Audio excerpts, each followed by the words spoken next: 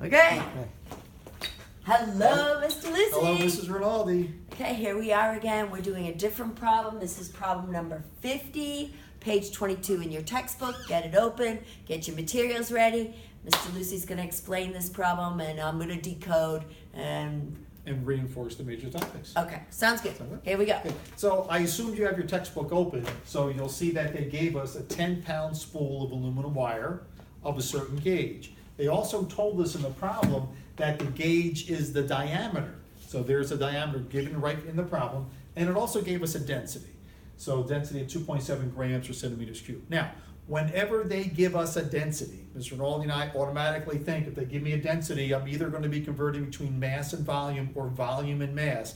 That's that conversion factor for density for the rest of the year.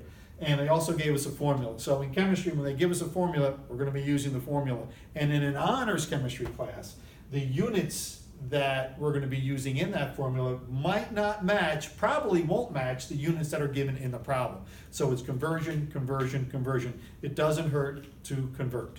So first thing, we have a 10-pound spool. So my first fraction here converts my 10-pound spool to grams. And remember, what's that fraction equal to? 1. So this next fraction allows me to take my grams, again, utilizing the density, because density is equal to mass over volume, takes my grams and converts that to volume. So a 10-pound spool has a volume of 1,700 centimeters cubed. These numbers are identical. So moving right along, I have a diameter. My formula calls for a radius. So from your math class, you know that half of the diameter is your radius.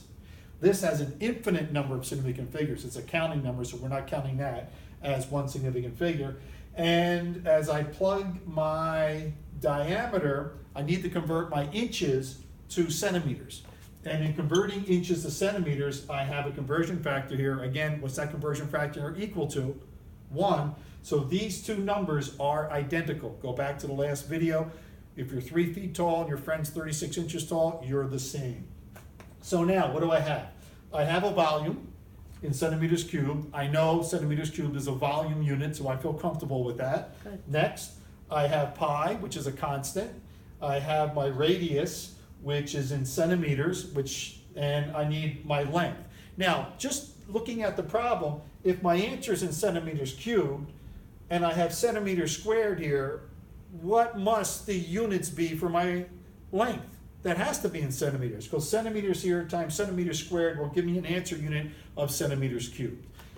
Now, typical honors chemistry problem, they go the next step, is not asking for the answer in centimeters, but actually asking for the answer in meters. So as we work this out for my length is 5.10 times 10 to the 4th centimeters. In meters, that's 5.10 times 10 to the 2nd meters. I know a lot of you can do this little math in your head. We don't want you to, because dimensional analysis is showing these fractions, and by the end of the year, you're going to have 4 and 5 of these fractions when we hit stoichiometry. So it's important to practice this concept now. Okay. Mr. Muller? I just want to add a couple of things. I think that some kids can get confused here at this step. I think that many kids understand this. All right, we're changing pounds into grams. We give you that conversion factor. We don't expect you to know that. Most kids in the past, you know that density equals mass over volume. It's okay in the homework if you plug in 2.70 grams per centimeters cubed equals, now our new mass is 4,536, right? Because I multiplied by 10. And then here's your V in the denominator. Do you understand that we're using the density as a conversion factor instead of doing this step? You have to be able to make this leap.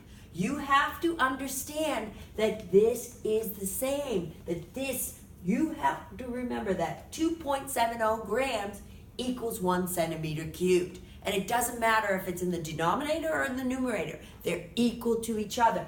This is equal to 1. That's a very important concept that Mr. Lucy and I keep reiterating, okay?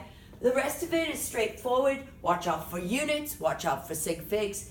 This is not a math class. We put the units into the problem. These are things that we will be looking for. Can you add anything else, Mr. Lucy? Any No. other else? I think this was elegant. If I have aluminum and I have 1 centimeter cube of aluminum, its mass is 2.7. If I double this, I will have to double that. If I have half, I have to cut that in half. That is 1 fraction, that's 1. And it doesn't matter what goes on the top and the bottom.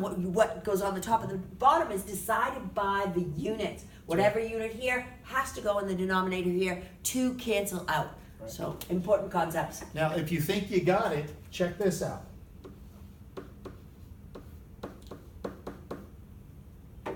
Those of you who will tell us that if I reduce that, my answer is 12, you still don't got it. Because the answer to this is what? 1. That's not 12, that's 1. That's this concept that you really have to have mastered. What do you Okay? think? I like Awesome. it. Awesome. All right. Have a good day. Good day.